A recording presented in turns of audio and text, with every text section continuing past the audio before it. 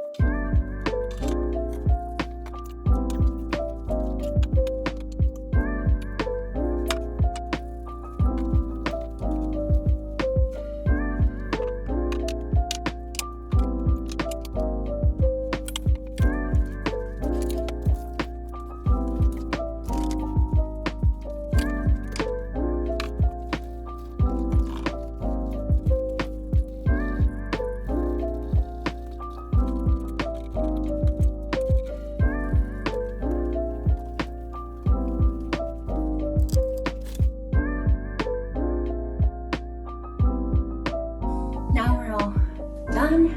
I'm exhausted, but I think we did great.